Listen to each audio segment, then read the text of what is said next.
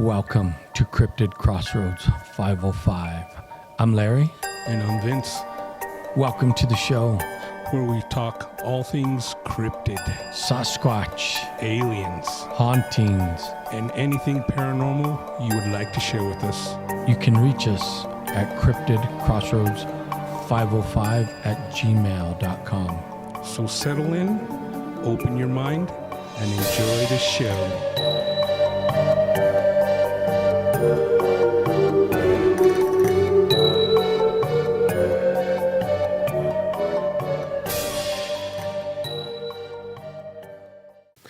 Hey, welcome back to Cryptid Crossroads 505. We're doing the next episode just for you. Just for you. Welcome back to CR 505 Studios. That's right.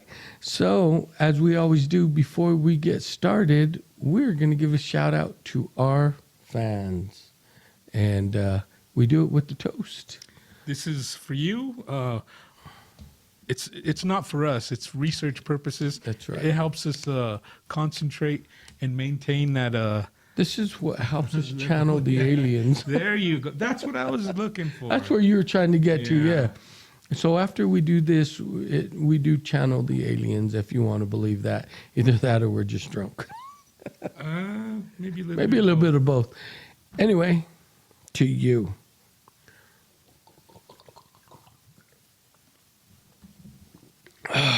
Firewater.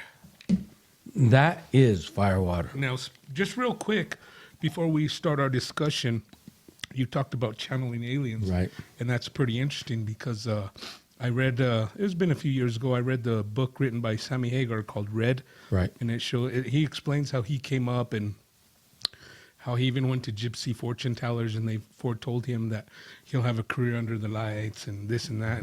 But he's got a strong alien connection. And he felt that the aliens were channeling information to him. And he's another one who said it was all about numbers. Right. Well, we talked about on a past episode, we're going way back now, concerning Nikola Tesla and how he did mention that he said he talked to the Martians. He called them the Martians, that he heard voices and it was from space. But that man was also all about the numbers, the genius things he did. And we've told people, if you're holding your cell phone, when you flip the switch on and your lights go on, all that technology is accredited to him. Right. Everyone thinks it's Westinghouse and, the Rockefellers. And, It's stuff that was stolen. Yeah. They ripped him off, but they did him dirty. But nonetheless, he was just doing it for the benefit of mankind and not the money, because he gave his fortune away to keep people employed in Westinghouse. Right. When GE was going to take it over. And anyway, he himself... Right. Well, now with Sammy Hagar was all about the money. He was a musician. Well, but he was maybe the numbers played into the music. Of course. And look, here's a theory. Kids that learn to read music and play music, it's all about numbers. It may be 4, 8, 16, 32, but it's still about numbers and breaking them down and making those numbers make music. It truly is. 4/4 beat, 4/2 beat, quarter notes, 8 notes, 16 notes, 32 notes. It's fractions. It is numbers. And they say kids that learn how to play music, they do better in science and math. Right. They do just do better overall in school, because learning to read and play music stimulates a part of the brain that encourages learning. Right. And now, Sammy Hagar would say when he was asleep, the aliens would establish a link between them and his brain. Right. And he could actually see the inside the alien aircraft or spacecraft, whatever you want to call it. And I don't know, maybe it helped him in some capacity, because he was to this day, he's 74 years old. He's a very successful musician. Right. He's, a lot of people don't know this, but he's written a lot of songs for other people. I mean, some of Rick Springfield's biggest songs were Sammy Hagar. I remember them talking about, didn't he write Jesse's Girl? I don't know about that one, but he wrote I Would Do Anything For You. Yeah. Oh, okay. That's the one. That's the one I'm thinking of. I know he wrote one of those, and he's like, "No, man, it'd sound better if you sang it." Yeah.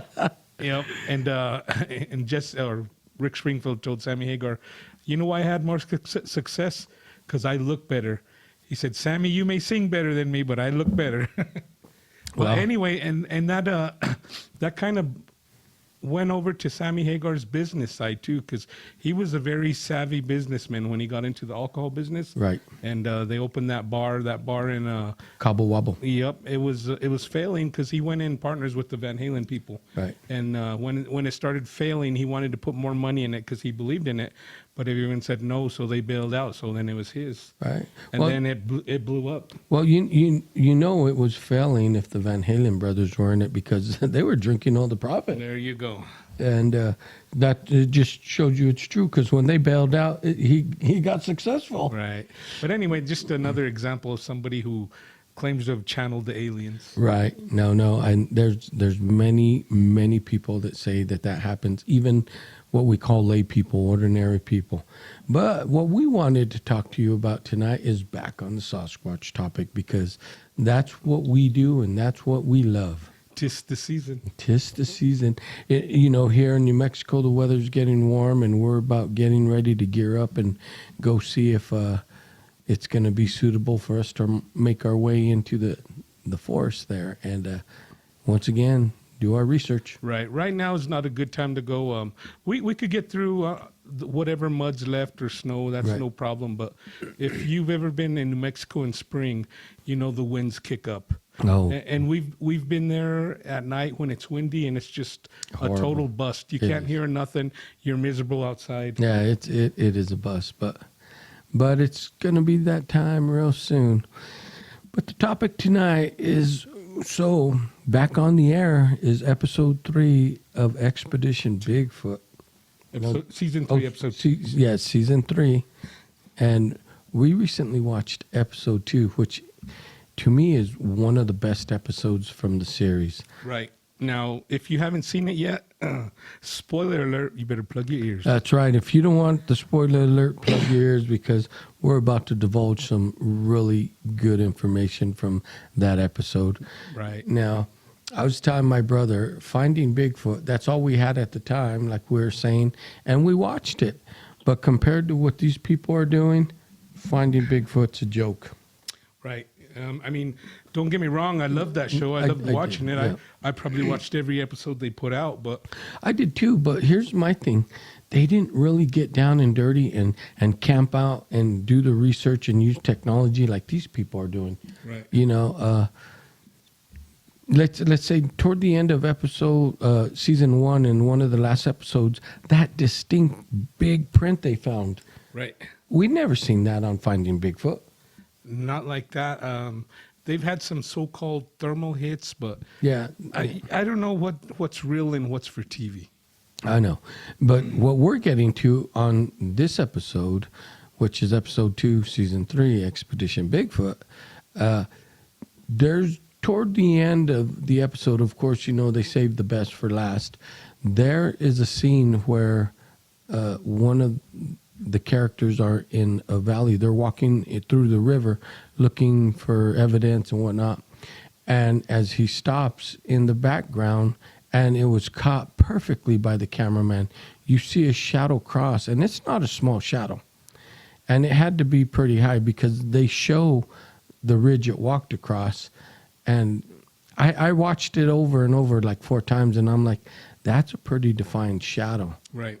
Now, I watched it several times also because the first time I saw it, I thought, oh, maybe it could be the guy's backpack because the sun's coming down over the ridge and the shadows are cast right behind him. Right. But he's in the shade, so I saw him move. It wasn't his backpack. And they that showed same it again. thing. It is an upright, walking on 2 legs creature, Right. but you could just see the shadow and it like takes a big step, like from tree to tree, right? Right.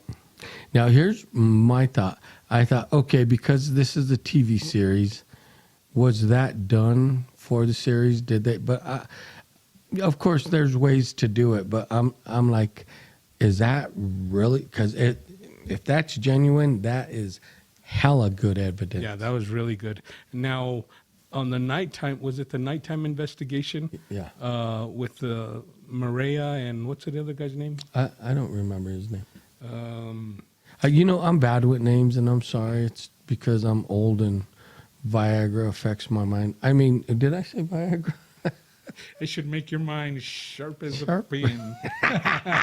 But anyway, it was Mariah and that other guy that stayed together. Right. Now they're investigating. They're down in a similar situation where they're at a river and there's steep ledges on both sides.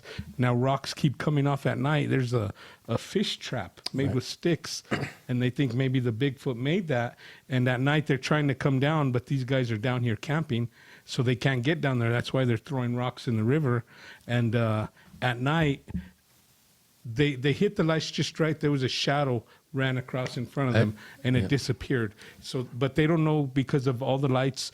They don't know where the shadow came from, or. And that was a distinct shadow too, and that was a big shadow. Yeah. And they were actually camping out in front of what looked like a fish trap. As they were going up through the river, they noticed this, and it was distinct, and it does stand out.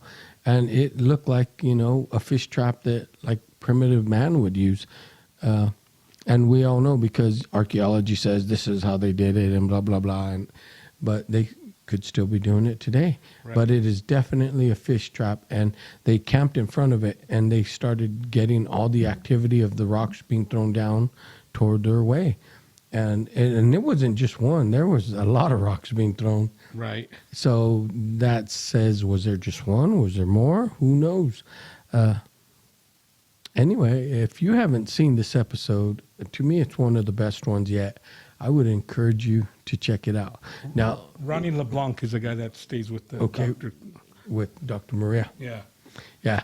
And it comes out on Discovery, but, I have Discovery Plus, and we stream it whenever we want. Right. And I'm not sure that it's even out on Discovery yet.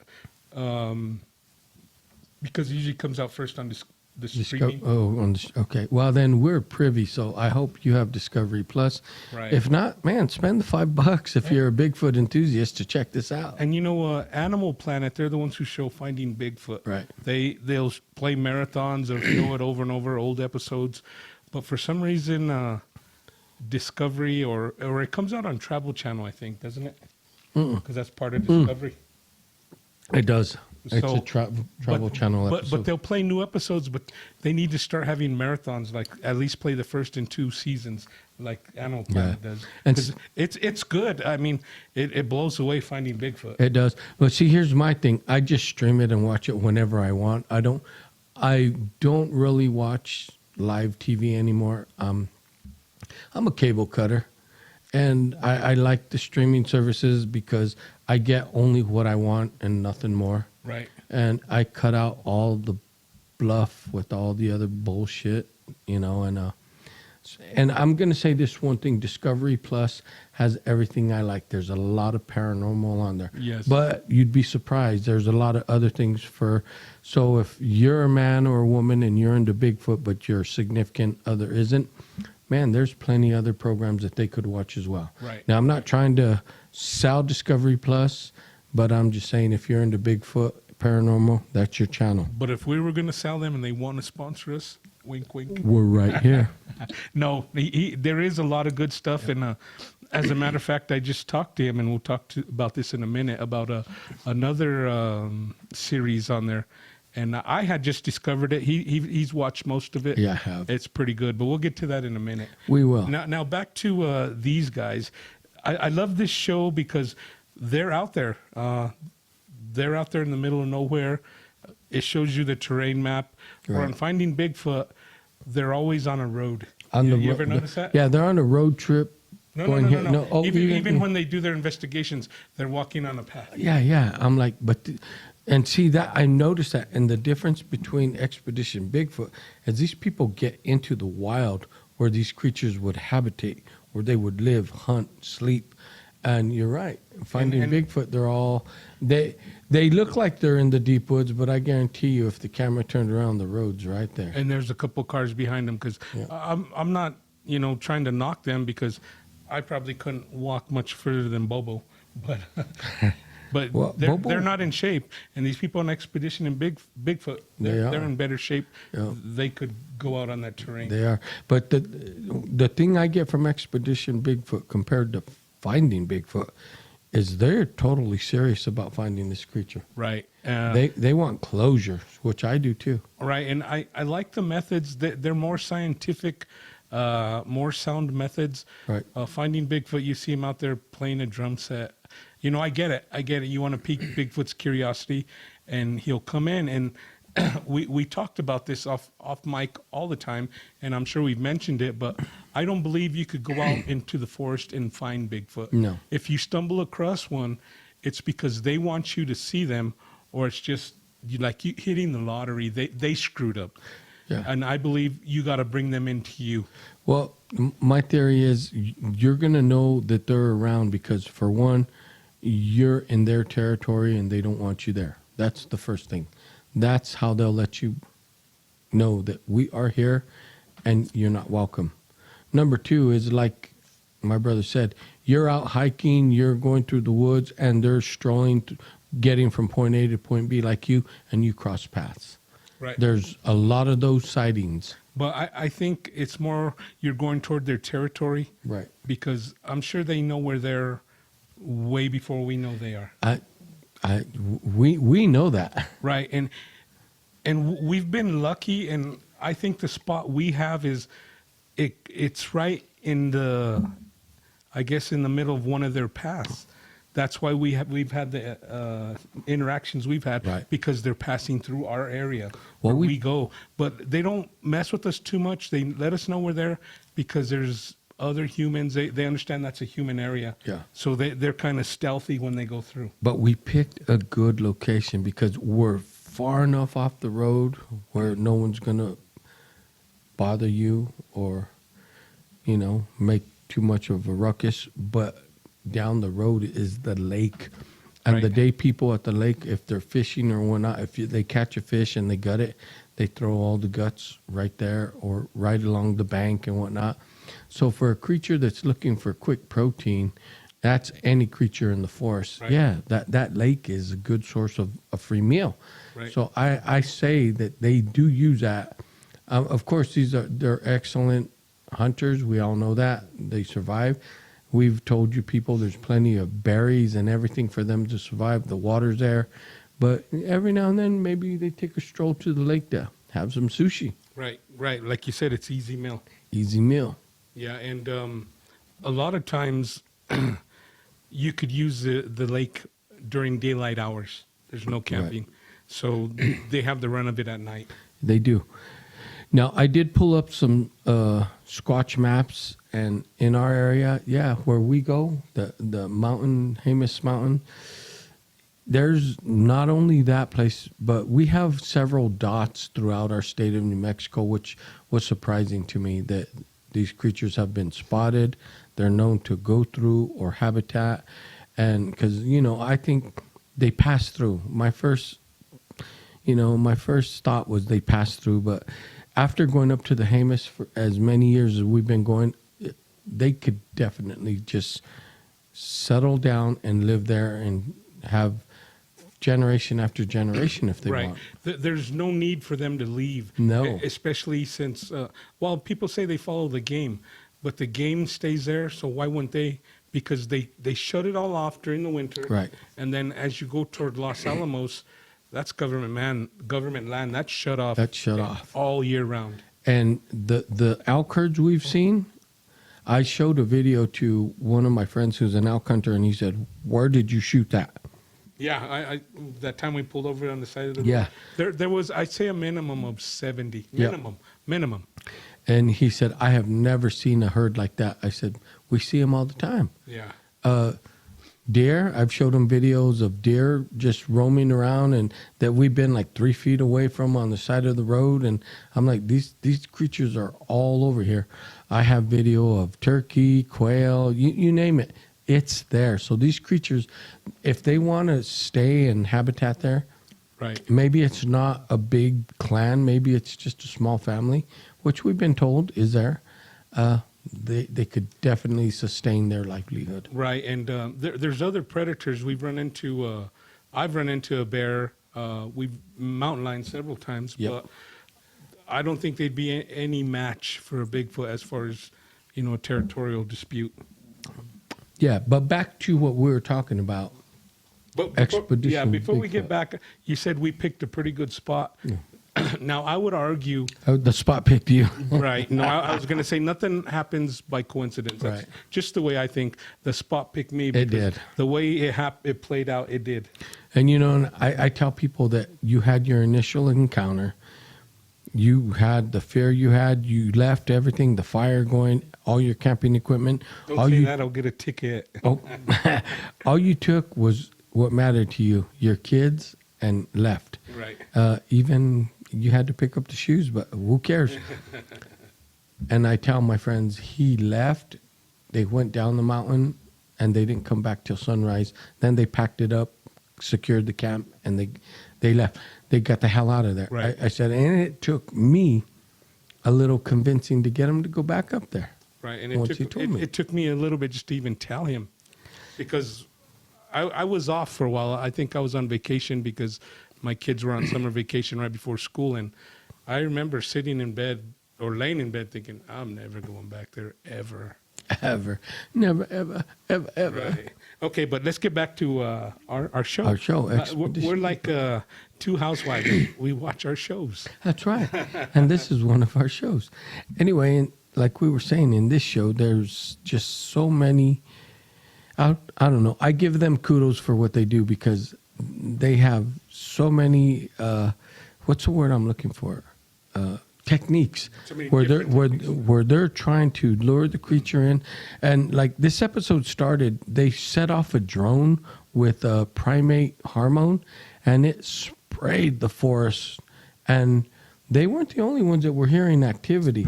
So this forest got drenched with primate hormone. Now, the drone they use, just to give them a little background, it's new technology.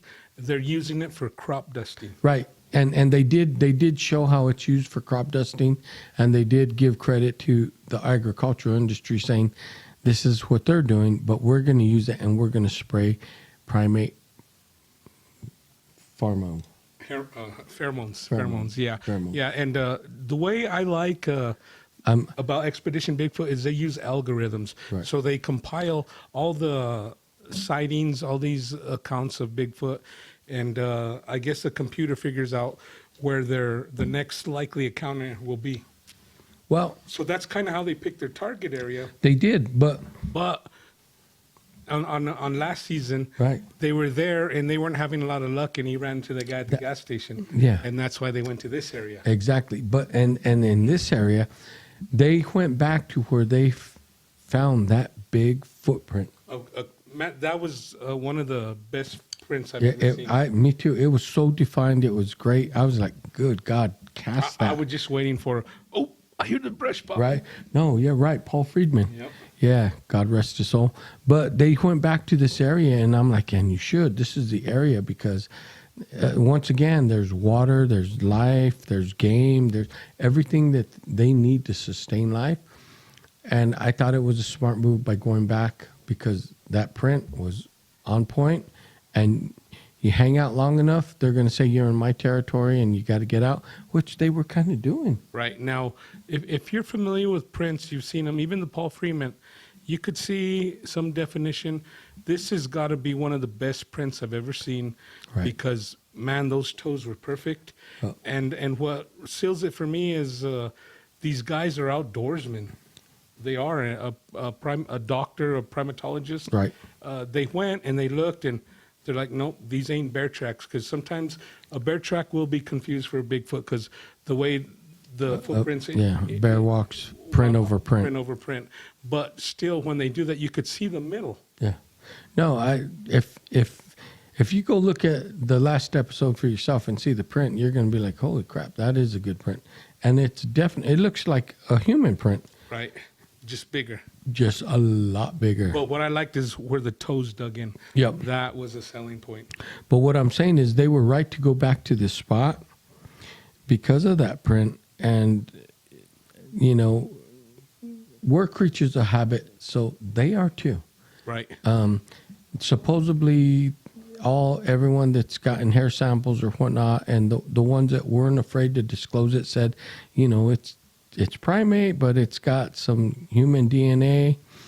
And I was watching another series that I need to tell my brother to watch, and it's called The Lost Tapes.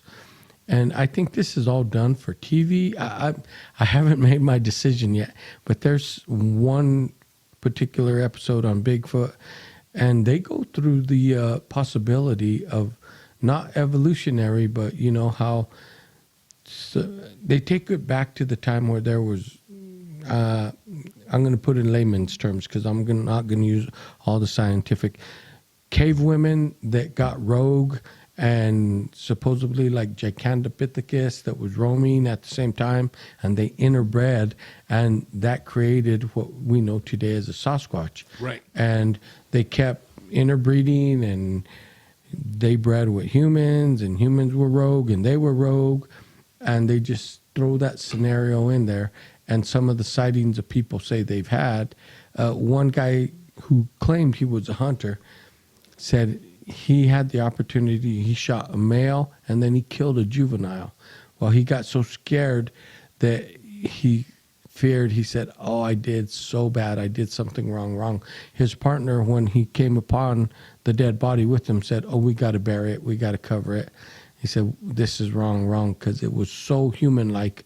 He said he actually held that juvenile because he shot it in the neck and watched take its last breath because it suffocated in blood. So they covered it with branches and whatnot, and they went about their life and told someone else.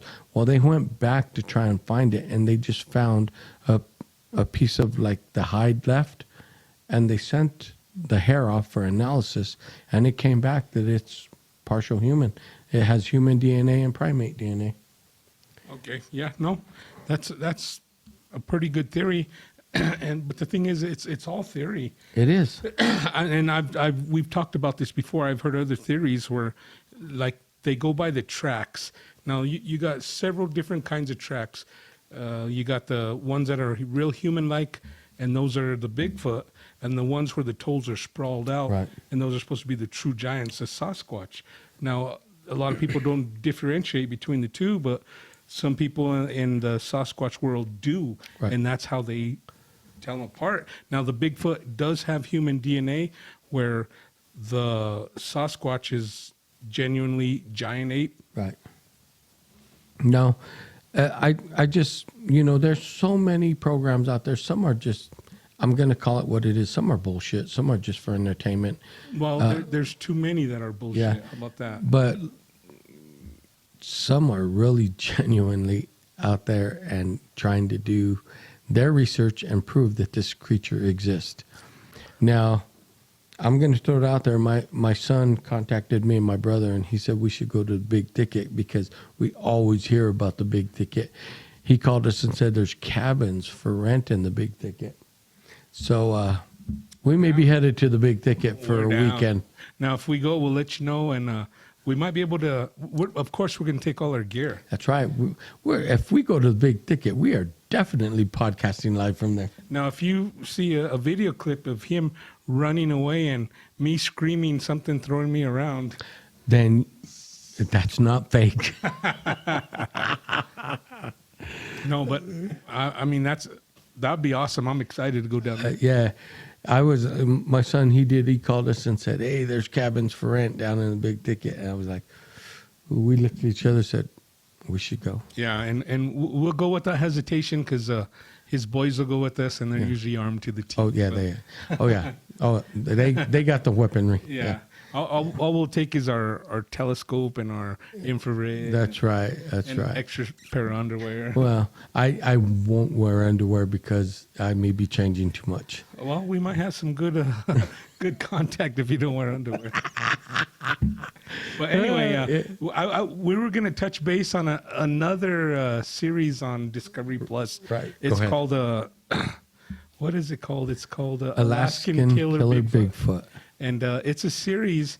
I think this is their first season. Is it? Am I right? Mm-hmm. Okay. Now I just discovered that today because I watched season 3, episode 2 of Expedition Bigfoot last night, but I wanted to watch it again because I know we were going to talk about it. So I watched it again today, and then I saw that popped up because on Discovery Plus it has a thing like you may be interested in this and Right. that. So I'm like, oh man, that looks good. It is good. So I I'm watched the watching first it. 2 episodes, and it's really good. It's about the town in Portlock, Alaska, Right. where they had a cannery. It started in the early 1900s, and everyone, they basically abandoned it because people were getting killed by Bigfoot. Yeah. Dozens of people. Now, I don't want to blow too much of it, you know. I don't want to spoil too much. But in the second episode, they had a historian come on. Yes. And he said that's the 3rd time they've abandoned Portlock. Right. I didn't know that. Yeah. The first time it was the Spanish explorers. Right. They went and they tried to settle there. Nope, they left because their people started getting mysterious sickness, and then they started getting ripped apart by some unknown creature. So they left. Then after that, I want to say English or another explorer, Right. and he's what Portlock was named after. And same thing, they tried to settle it, but they had to pack it up and take off because they were getting torn apart. Yeah, and I never knew that either. I thought it was always just the settlers that made the cannery from Portlock. I thought they were the first to settle there. Nope. But you're right. In that series, it does discuss that, and even these people. If you watch this series, these people they get feelings like we're being watched Or sickness. Sickness, And, yeah. Well, one of them had to leave because he. Right. Wait, am I jumping the gun too far? No. What they've been getting sick, and they said that's one of the telltale signs. I guess they could use sickness as a weapon. Right. It's, I never heard that. well, I think that comes from the infrasound. Okay, but this creature, the locals in Alaska, they say it's like a Bigfoot, but they have a different name for it because it has supernatural powers. Right.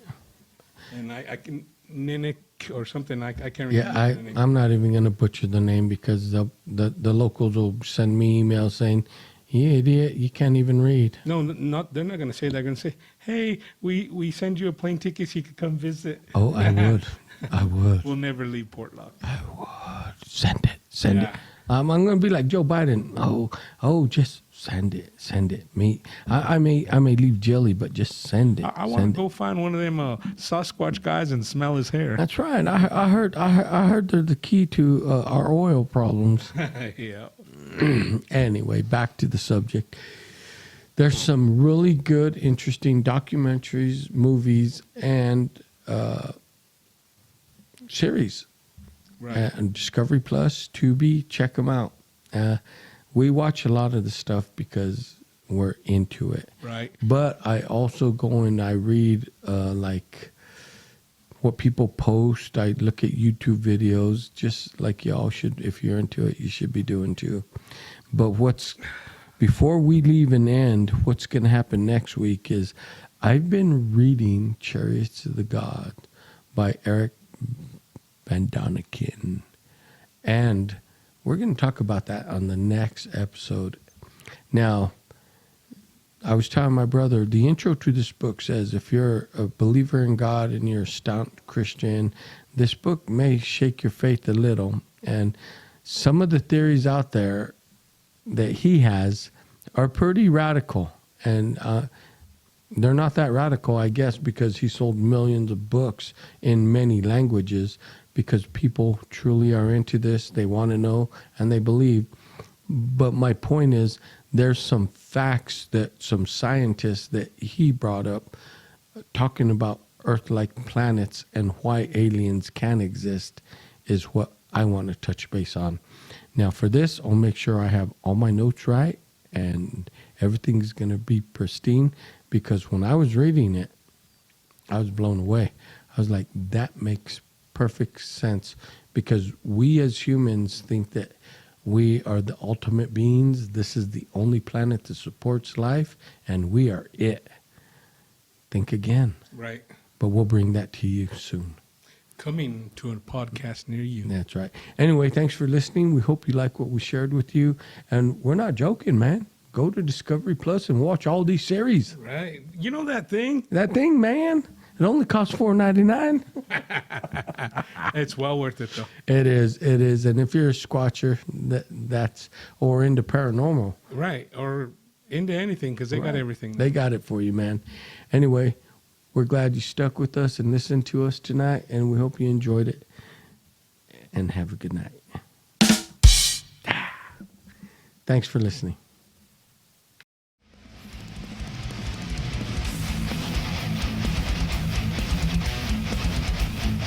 Hey, thanks for watching. We hope all you YouTubers enjoyed the show. That's right. And don't forget to reach out to us at cryptidcrossroads505@gmail.com. Peace. Peace.